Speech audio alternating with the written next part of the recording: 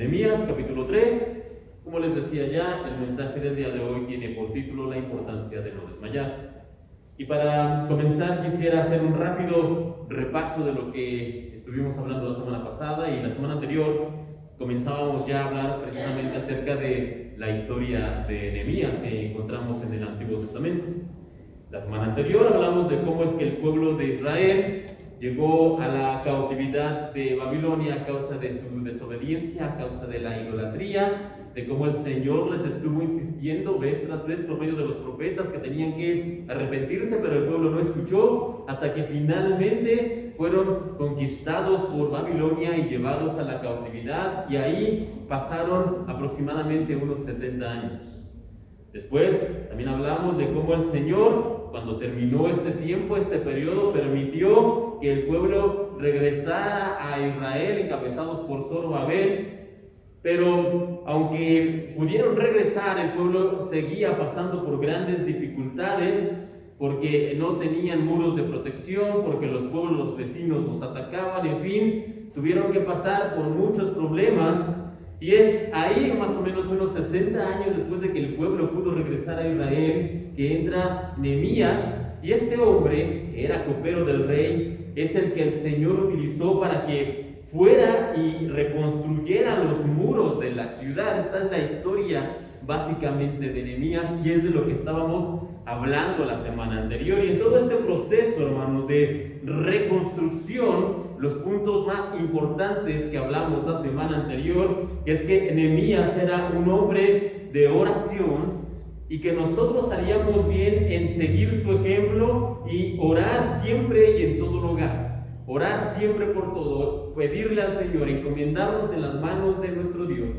Eso es lo que nosotros debemos hacer, imitando el ejemplo de Nehemías como primer punto. Y el otro punto importante que vimos la semana anterior es que Nehemías era alguien que no presumía o que no ponía por delante sus logros, sino que antes bien, él era alguien que reconocía y contaba las maravillas que el Señor hacía en su vida, y que también esto es algo que nosotros debemos hacer, contar siempre lo que el Señor hace por nosotros, contar siempre lo que el Señor hace en nuestras vidas. Esto es a resumidas cuentas de lo que hablábamos la semana pasada.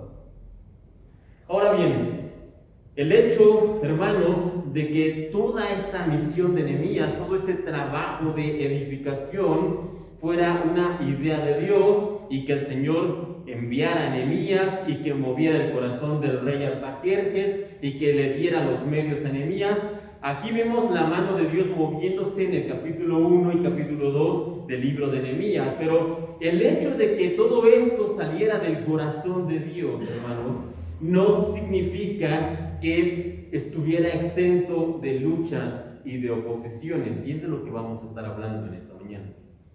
Y esta situación, porque a través de los siguientes capítulos, del capítulo 3 en adelante, vamos a ver que Nehemías tuvo que enfrentar diferentes oposiciones, luchas y retos.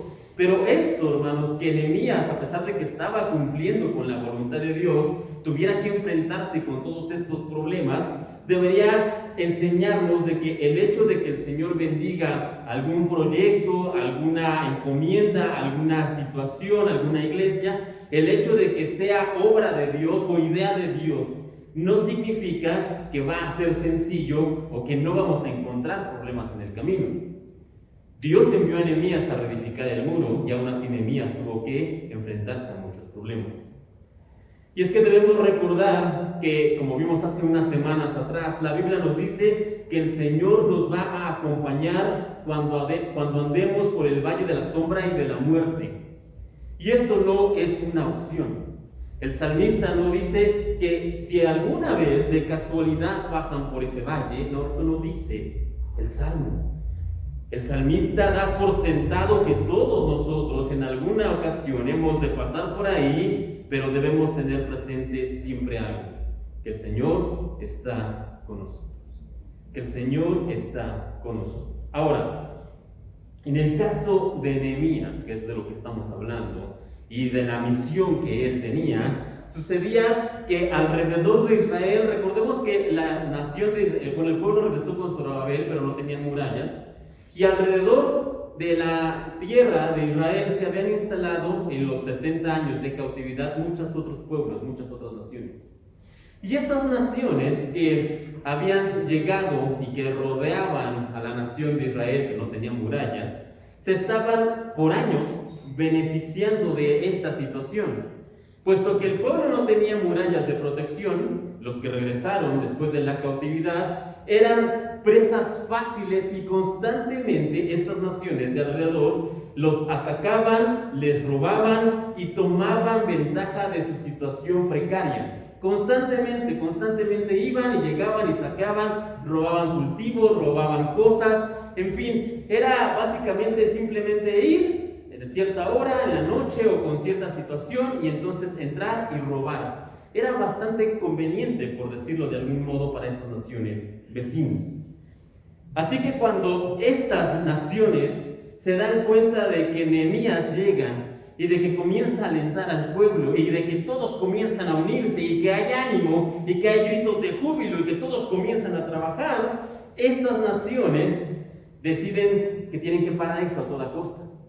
Ellos dicen, mira, nos están quitando lo que es nuestro, entre comillas, nos están entorpeciendo nuestra situación, ya no vamos a poder entrar, ya no vamos a poder robar, ya no vamos a poder saquear a esta nación de Israel, y se enojan, se molestan porque están reconstruyendo el muro. ¿Y qué es lo que pasa? Acompáñenme por favor en Nehemías.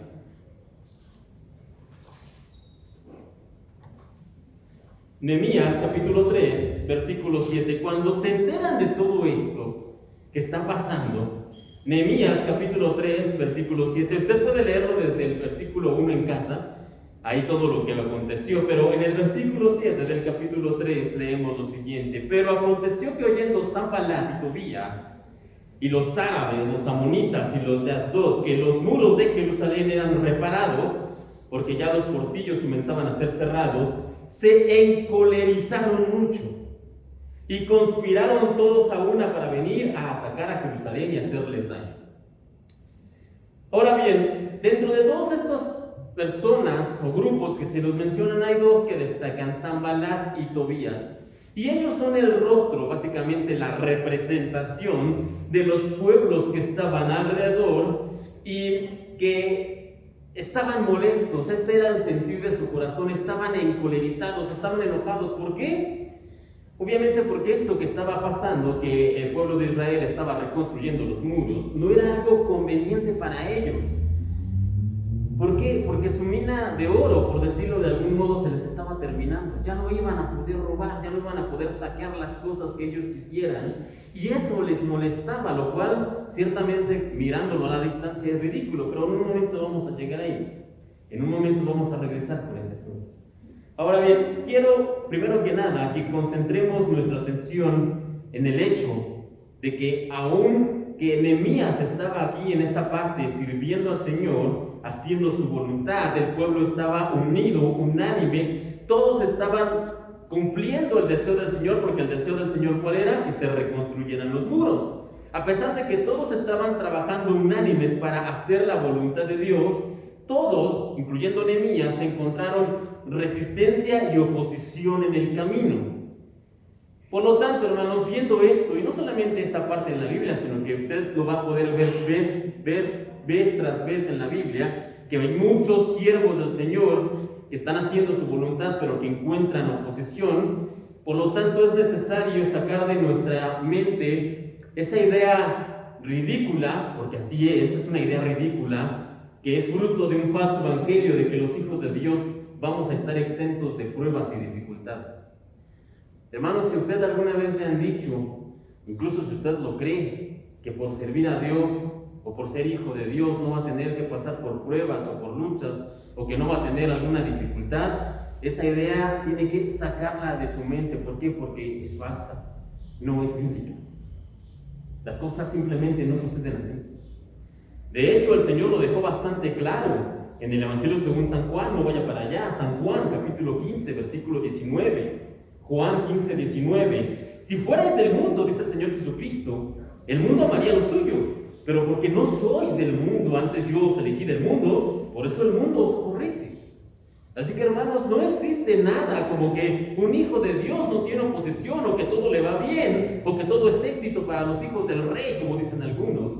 No, el Señor es bastante claro: ustedes no son de este mundo, yo los elegí de entre la gente, y entonces el mundo los va a aborrecer. ¿Por qué? Porque son míos y no del mundo. Entonces, ¿qué debemos hacer nosotros, hermanos? Porque ya puede ser que nos quede en claro que vamos a encontrar dificultades y oposición. ¿Ok? ¿Qué debemos hacer nosotros frente a esta situación? ¿Qué debemos hacer nosotros frente a los que se oponen a la voluntad de Dios? ¿Debemos acaso proceder como lo hicieran Juan y Santiago y debemos pedir fuego que baje del cielo para que los consuma? ¿Eso es lo que debemos hacer? ¿Debemos orar para que el Señor destruya a aquellos que se nos oponen? ¿O debiéramos aprovechar las oportunidades que tengamos para acabar con ellos, como le dijeron a David cuando tenía a Saúl a su merced? Y le dijeron: acaba con él, el Señor te lo entrega, simplemente extiende tu espada y mátalo. Eso es lo que debemos hacer. Reitero, pedir fuego del cielo, acabar con nuestros enemigos cuando podamos, obviamente no con espadas, pero sí hay otras formas. ¿O cómo debemos proceder? ¿Cómo es que se debe proceder como hijos de Dios? Bueno, hermanos, el apóstol Pablo nos da una pauta, una idea de cómo se espera, de cómo Dios espera que nosotros como sus hijos actuemos ante los que nos hacen mal. La manera en que Dios espera que nosotros, sus hijos, actuemos es la siguiente. En la carta a los Romanos, Romanos 12, versículos 17 y 18, dice lo siguiente: Romanos 12, 17 y 18. No paguéis a nadie mal por mal. Procurad lo bueno delante de todos los hombres. Si es posible, en cuanto dependa de vosotros, estad en paz con todos los hombres. Y es posible que no nos quede claro, así que permítanme releer, hermanos. Romanos 12, 17 y 18. No paguéis a nadie mal por mal. Procurad lo bueno delante de todos los hombres. Si es posible, en cuanto dependa de vosotros, estad en paz con todos los hombres. Hermanos, nuestro trabajo como hijos de Dios es buscar la paz, no la guerra, no los conflictos, no las peleas.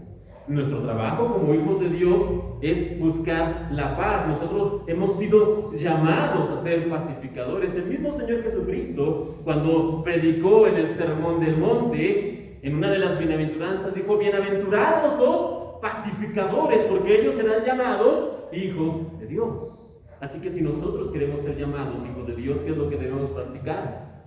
La paz. Debemos ser pacificadores. Ahora bien, recuerda lo que hablamos la semana anterior. ¿Qué fue lo que hizo Nehemías cuando se enteró de los problemas que había en Jerusalén? Cuando Nehemías escuchó, leíamos que lo que él hizo fue orar. Y ante la adversidad de lo que estamos leyendo en esta mañana, hermanos, cuando él se entera que Sanbalat, Tobías y todos los de alrededor se molestaron porque estaban reconstruyendo el muro, cuando él se entera de todo esto, la estrategia de Nehemías no iba a cambiar. ¿Qué fue lo que hizo? Oró. Cuando él se entera de todo el mal, de todo lo que le estaban deseando, de todo el proceder de estos hombres, de estos pueblos, él ora. Nehemías, capítulo 6, versículo 14, Nehemías hace esta oración: acuérdate, Dios mío, de Tobías y de Sanbalat, conforme a estas cosas que hicieron. Él ora. Y es lo mismo que nosotros debemos hacer siempre que enfrentemos problemas. Debemos pedirle al Señor, debemos orar a Dios. Ahora bien, quiero que note, hermanos, la oración de Nehemías: acuérdate, Dios mío, de Tobías y de Sanbalat, conforme a estas cosas que hicieron. Note que en la oración de Nehemías no está orando por el mal de sus enemigos. Señor, termina con Sanbalat y con Tobías, acaba con ellos. No. Lo que ora Nehemías simplemente es: Señor, acuérdate. Nehemías deja las cosas en las manos de Dios. ¿Por qué? Porque Nehemías sabía que nosotros tenemos un Dios que es justo. En Números, en el Antiguo Testamento, el libro de Números, capítulo 14, versículo 18, se nos dice lo siguiente: Jehová, tardo para la ira, grande misericordia, que perdona la iniquidad y la rebelión, aunque de ningún modo tendrá por inocente al culpable. Nehemías lo deja todo en las manos de Dios. Nehemías no ora para que destruya a los pueblos vecinos, ni ora para que acabe con la vida de Sanbalat y Tobías. No. Nehemías lo deja en las manos de Dios. Señor, yo sé que tú eres un Dios justo. Mira lo que están haciendo. Mira cómo me están tratando. Mira el proceder de estas personas. Señor, lo pongo en tus manos, lo dejo en ti. Y reitero en oración, como veíamos la semana anterior, es lo que deberíamos hacer nosotros, poner las cosas en las manos de Dios. Y aunque muchas veces nuestra naturaleza es pensar en hacerle mal a las personas que nos han hecho mal también a nosotros, buscamos la venganza, buscamos cómo regresar el daño cuando nos hacen algo malo a nosotros. Lo que debemos hacer, lo que deberíamos hacer como hijos de Dios, es orar y deberíamos pedirle al Señor que cambie nuestro corazón y que nos permita poner las cosas en sus manos como lo hiciera Nehemías, que nos permita confiar en Él como lo hizo Nehemías. Y todo esto, hermanos, ¿cómo es que lo hacemos? ¿Cómo es que nosotros vamos a poder lograr poner las cosas en manos de Dios? Bueno, no es con nuestra mera voluntad ni con nuestro buen deseo, Por mucho que lo deseemos, por mucho que lo intentemos, nosotros podríamos perdonar una, tal vez dos, los mejores de nosotros tres, pero tal vez no más. Entonces, ¿qué es lo que tenemos que hacer? Bueno, tenemos que pedirle al Señor en oración por medio de comunión, hermanos. Por medio de una comunión con Él es que nuestro corazón es transformado. Un corazón transformado es el corazón que aprende a perdonar. Pero ¿cómo obtenemos ese corazón? Por medio de la comunión, por medio de la oración. Y no estoy hablando aquí, hermanos, de una oración ocasional, de una oración de vez en cuando, de orar los domingos porque venimos a la iglesia. No, si usted quiere un corazón transformado, así no lo va a lograr. El corazón se transforma por medio de la comunión con Dios. ¿Y cómo tenemos comunión con Dios? Por medio de la oración. Así que si queremos ver resultados, si queremos ver un corazón transformado, necesitamos ser perseverantes. ¿En qué? En la comunión con Dios. Si queremos ver la vida de Cristo manifestándose en nosotros, el carácter del Señor reflejado ante los demás, tenemos que esforzarnos en la comunión. ¿Y cómo tenemos comunión con Dios? Por medio de la oración. Así que tenemos que orar sin desmayar. Tenemos que orar a Dios sin desmayar. Permítame leer esto. Es un pasaje más largo, es una parábola que el Señor contó precisamente acerca de la importancia de no desmayar al momento de orar, de no desmayar al momento de tener comunión con Dios. En el Evangelio según San Lucas, capítulo del 1 al 7. Lucas, capítulo 18, versículo del 1 al 7, Lucas 18 dice lo siguiente: le refirió Jesús una parábola sobre la necesidad de orar siempre y no desmayar. De orar siempre y no desmayar, diciendo: había en una ciudad un juez que ni temía a Dios ni respetaba al hombre. Había también en aquella ciudad una viuda, la cual venía a él diciendo: hazme justicia de mi adversario. Y él lo hizo por algún tiempo, pero después de esto dijo dentro de sí: aunque ni temo a Dios, ni tengo respeto a hombre, sin embargo, porque esta viuda me es molesta, le haré justicia, no sea que viniendo de continuo me agote la paciencia. Y dijo el Señor: oíd lo que dijo el juez injusto. ¿Y acaso Dios no hará justicia a sus escogidos que claman a Él de día y noche? Y hermanos, pregunta: ¿somos escogidos de Dios? Y por gracia podemos decir que sí. Sin embargo, una pregunta más: ¿clamamos de día y de noche? ¿Tenemos comunión con Él por medio de la oración de día y de noche? ¿Todos nuestros asuntos realmente los llevamos en oración?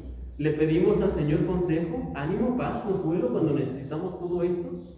¿O oramos simplemente los domingos, repito, cuando venimos a la iglesia? ¿O de vez en cuando comemos? Porque hay que orar constantemente. Hermanos, sin una vida constante de oración, sin una vida de comunión con Dios, nuestro corazón jamás será transformado. Veremos vislumbres, destellos en ocasiones que reflejan el carácter de Dios, pero no pasará de ahí. Nunca demostraremos realmente el carácter de Cristo si no tenemos una comunión con Cristo. Así que debemos pedir insistentemente que el Señor destruya a nuestros oponentes. Eso es lo que debemos hacer. Señor, acaba con Sanballat, destruye a Tobías, o como se llame en su vida, el enemigo o quien se les opone. Esa debería ser nuestra oración insistente. El hermano dijo que oremos insistentemente. El pastor dijo que debemos orar siempre sin desmayar. Entonces, sin desmayar voy a orar que el Señor nos destruya. No, hermanos, no se trata de eso. Lo que debemos pedir con insistencia es que el Señor cambie nuestro corazón. Señor, quita de mí el pecado, quita de mí lo malo, transforma mi vida, hazme más como tu Hijo Jesucristo. Esa debe ser nuestra oración insistente, nuestra oración sin desmayos. Sin embargo, hermanos, como les decía, nuestra vida no va a ser transformada, nuestro corazón no va a ser renovado y no nos vamos a parecer cada día más a Cristo si no somos insistentes en esta oración. Señor, por favor, sin desmayar todos los días, Señor, cámbiame, Señor, quita de mí el pecado, Señor, transfórmame, Señor, ayúdame.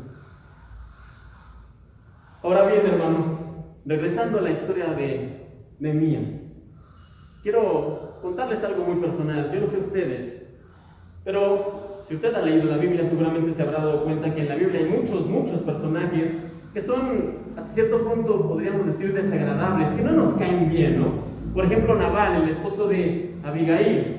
Si usted no se acuerda de esa historia, David era un hombre que vivía por esa zona y que defendía constantemente a los hombres de Nabal. Y en cierta ocasión, después de muchas veces que los defendió, a David se le ocurre pedirle algo a Nabal y Nabal lo manda muy lejos.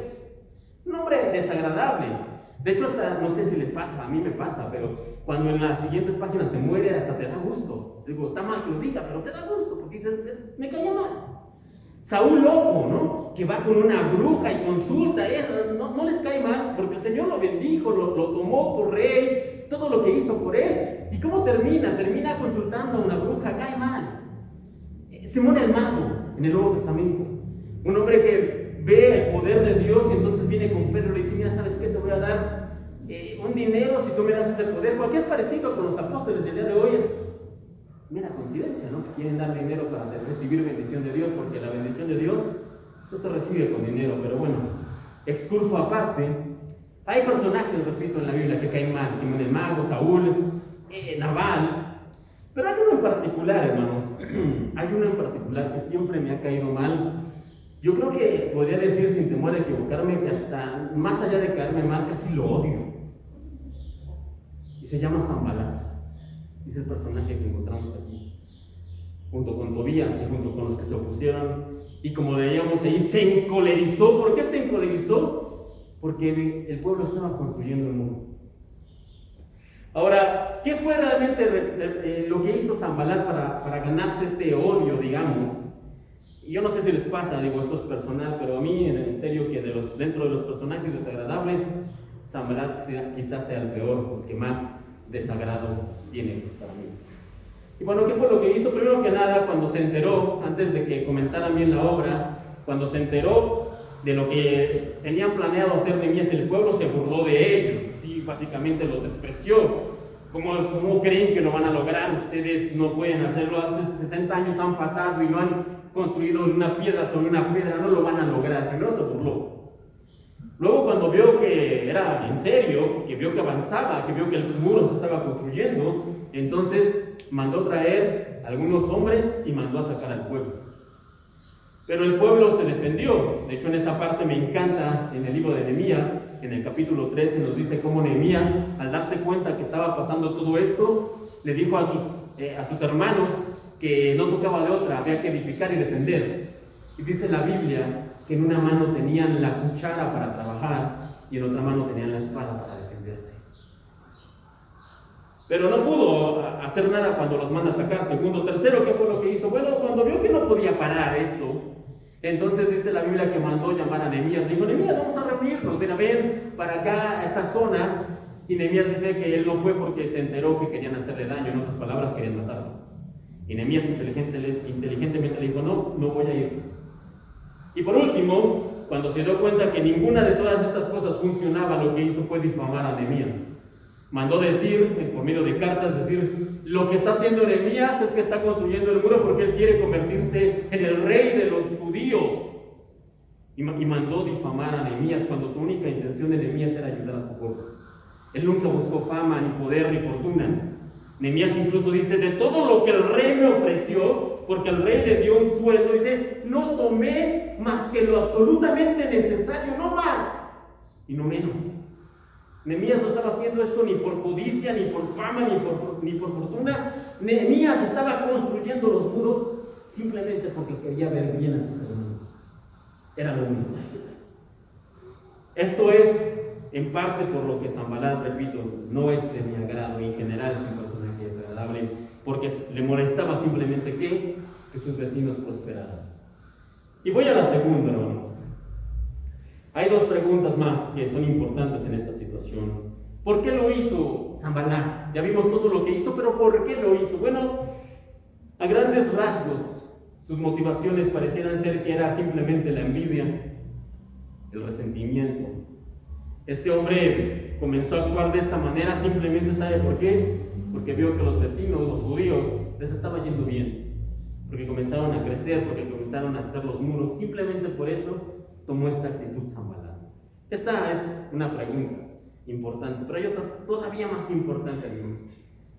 Estuve pensando en esta semana por qué me cae tan mal Sanbalat. Dije, bueno, ¿por qué? ¿Por qué? Y sabe, si tengo que ser honesto, llegué a una conclusión. Y llegué a pensar, y pensando en todo esto, dije, ¿saben por qué me cae tan mal este hombre? Porque hay algo de Sanbalat en mí. Hay algo de Sanbalat en mi corazón. Y si somos honestos, hermanos, tendríamos todos que reconocer que hay algo de Sanbalat en nosotros. Hay algo de Sanbalat en cada uno de nuestros corazones. ¿O acaso no nos da envidia cuando el vecino le va bien? Si somos honestos, ¿acaso no nos sentimos molestos cuando sabemos que alguien prospera, algún familiar, algún amigo de la infancia, de la escuela, y nos enteramos que le ha ido bien? ¿No nos molesta un poco? ¿No nos inventamos historias cuando alguien está creciendo? ¿Quién sabe en qué estará metido? Sí, tiene esto, hace esto, quién sabe en qué negocios andará. No sabemos, pero hablamos.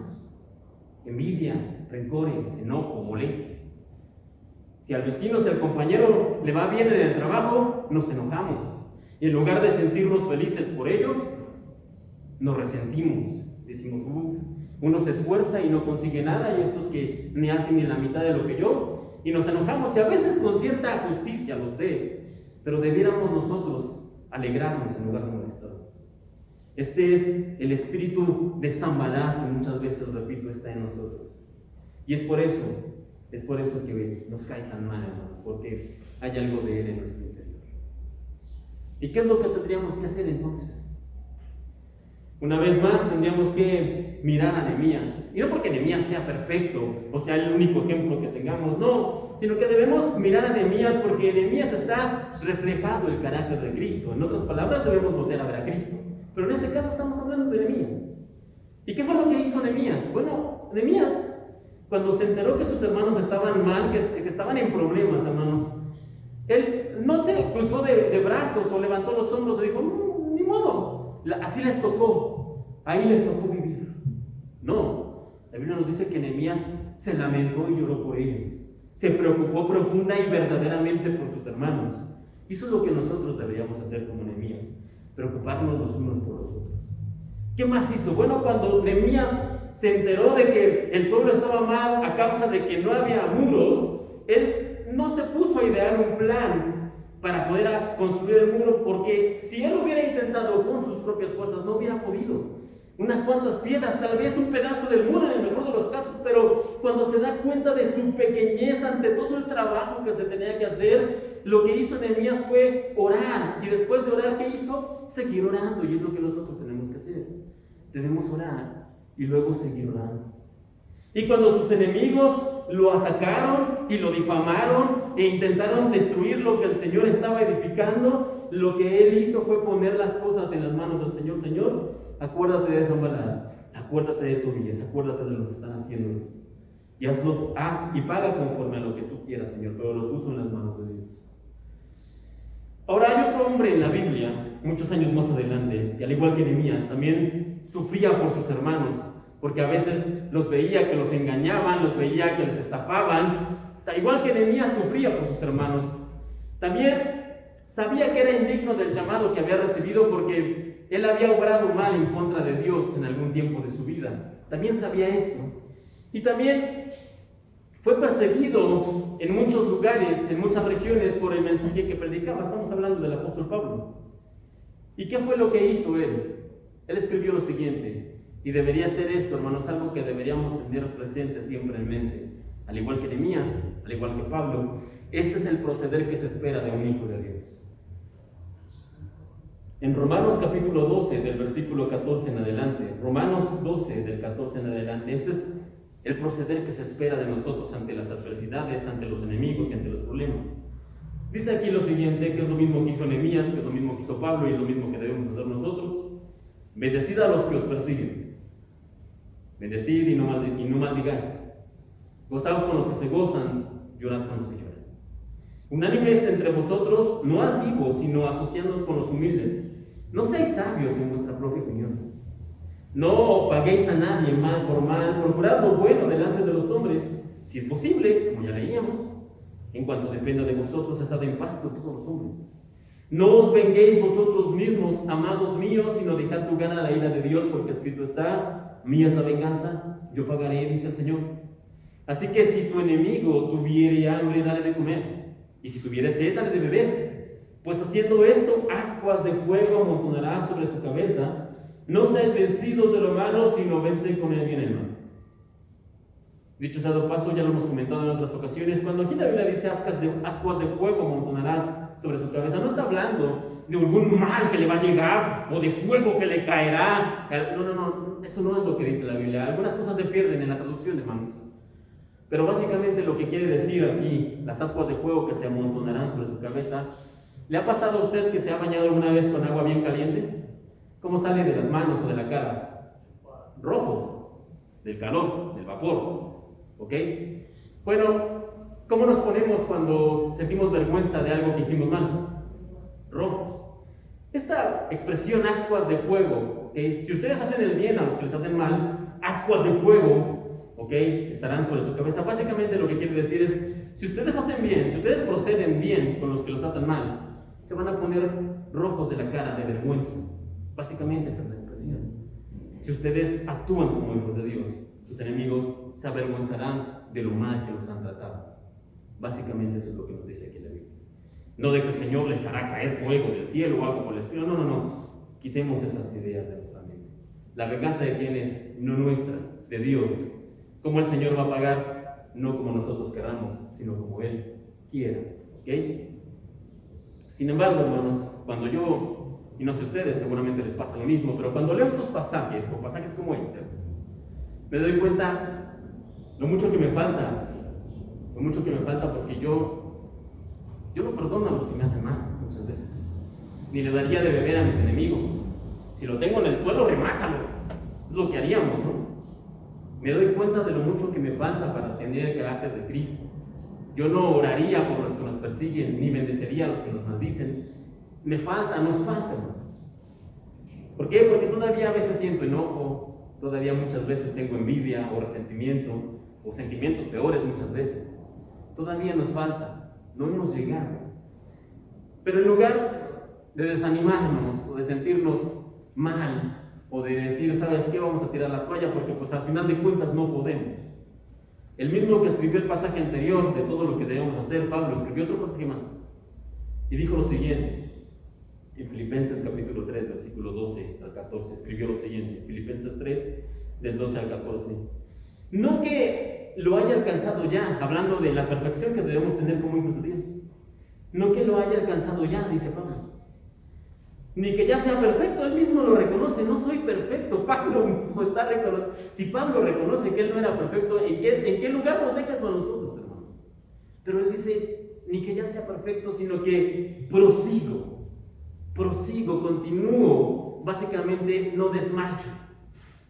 Prosigo por ver si logro hacer aquello para lo cual fui también nacido por Cristo Jesús. Hermanos, escribe Pablo, yo mismo no pretendo haberlo ya alcanzado, pero una cosa hago, olvidando ciertamente lo que queda atrás y extendiéndome a lo que está adelante, prosigo a la meta, al premio del supremo llamamiento de Dios en Cristo Jesús.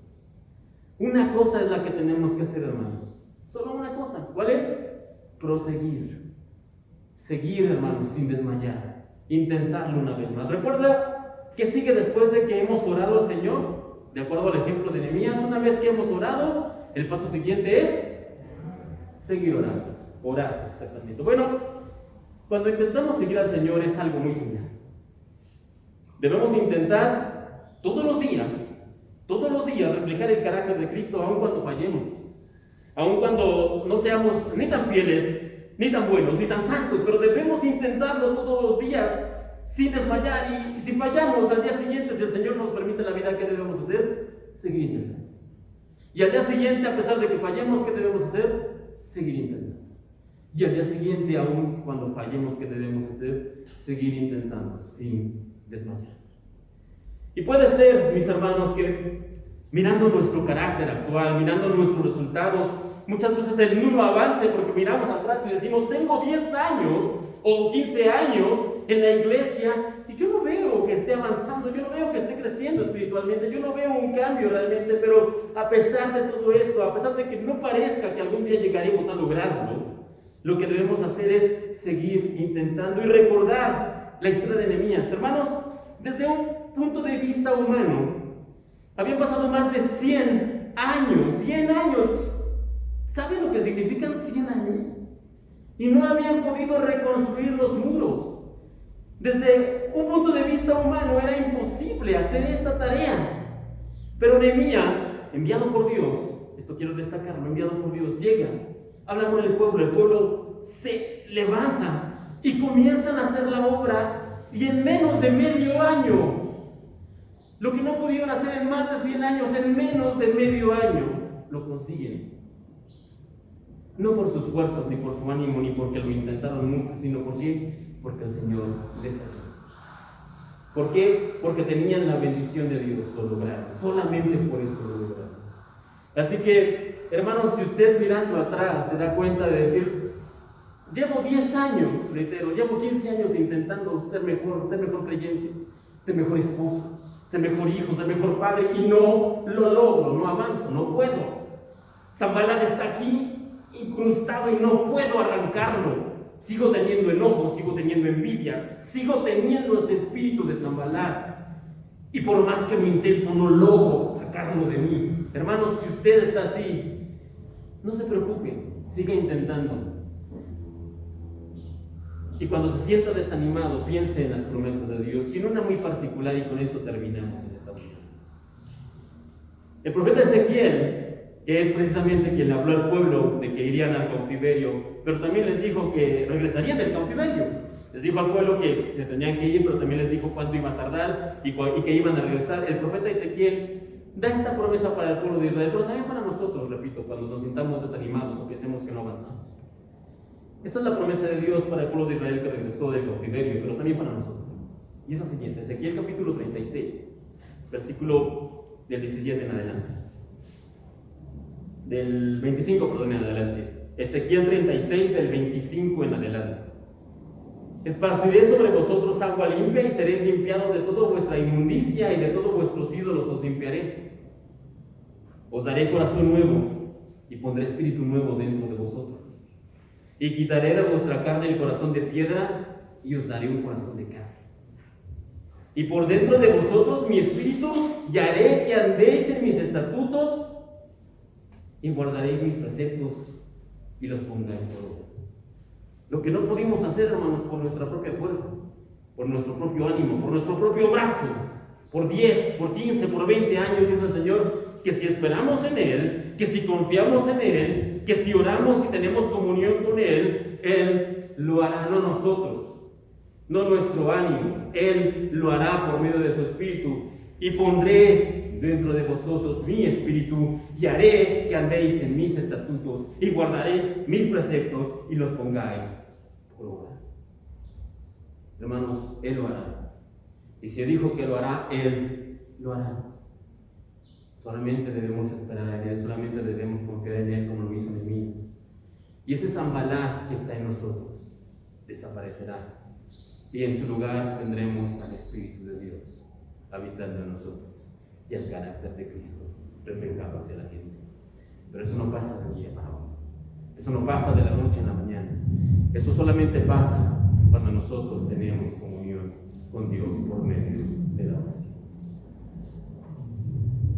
La importancia, hermanos, de no desmayar. ¿De no desmayar en qué? En orar, en esperar en Dios. La importancia de no desmayar en pedirle las cosas así. Cierra sus ojos con nosotros. Bendito Dios, te damos gracias en esta mañana. Gracias porque a pesar de nuestras faltas, a pesar de que muchas veces somos infieles, tú permaneces fiel. Tú nos has ayudado, tú nos guardas, nos bendices, Señor. Gracias. Gracias te damos, Señor, porque nos has ayudado en este tiempo. Y en esta mañana queremos pedirte, por favor, que nos permitas no confiar en nuestra carne ni en nuestras fuerzas, sino esperar en ti, confiar en ti, esperar en ti. Señor, así como lo hiciera Pablo, como lo hiciera Nehemías, que nosotros podamos esperar en ti para que tú cambies nuestro corazón y nos transformes y nos ayudes a ser personas nuevas y diferentes.